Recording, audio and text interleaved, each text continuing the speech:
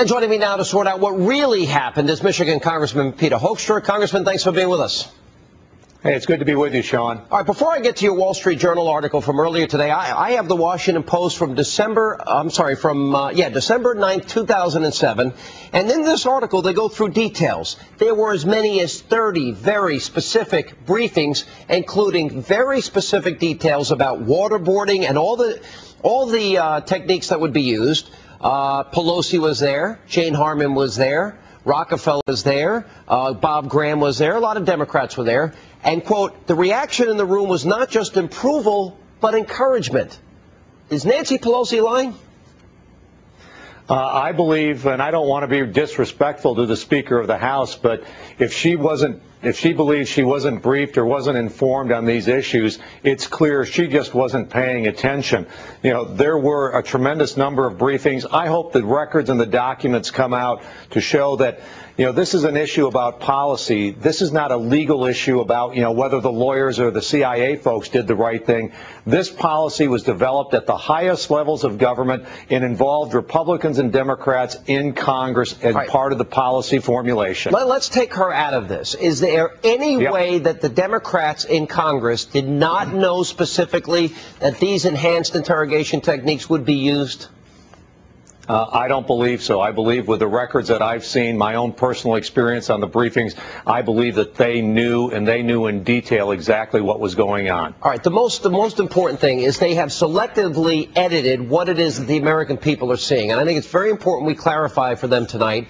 And Dick Cheney, in his interview with me earlier this week, he called upon the president to release if we're going to tell the American people what techniques were used, what were the results of those enhanced interrogations? Did they benefit and keep America safe?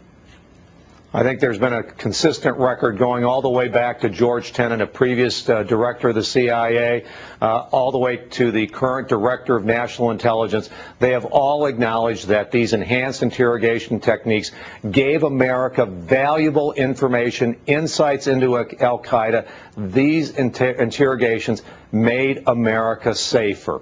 Well, all right. Can we specifically then confirm what the CIA confirmed back in May of 2005, and that the interrogation of Khalid Sheikh Mohammed resulted in preventing the second wave of attacks, that it also identified a terror cell that was here in America and prevented Los Angeles from being hit the way New York was hit on September 11th. Can we confirm that?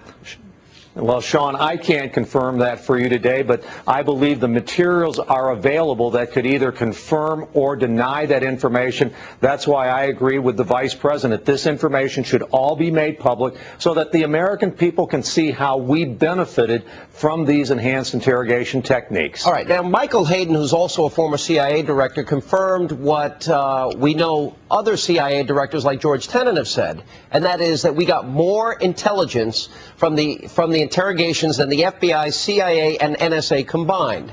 Is that true? Can we confirm that? Oh, I think without a doubt you can confirm that there was a lot of valuable information that was obtained. All right. So the bottom line is, are the Democrats then politicizing the national security of this country, Congressman? Now, this is a serious charge. In other words, do they want to make themselves look good and deny that they knew about and approved of specific interrogation techniques? Are they selectively giving the American people information so that they'll draw a conclusion that benefits them? Are they playing politics with national security? Sean, I don't know whether it's neglect, whether it's not paying attention. They will regret the day that they moved in this direction, because I think the record will clearly show that the Bush administration reached out to Republicans and Democrats on Capitol Hill to develop this policy. It was an American policy to keep America safe. It was not a President Bush policy. Then why, in fact, did they do this? Well, I think this was ready, fire, aim. It's the same thing that happened when the president announced that he was going to close Gitmo. He said we're going to close it with no plan as to what to do with the 250 people. Now he said we're going to, release these memos. He had no idea as to the consequences of what would happen when he made that decision. That he would send a chill through the CIA and our operatives, that our foreign partners in intelligence would have second thoughts about doing business. Yeah. They're just shooting from the hip.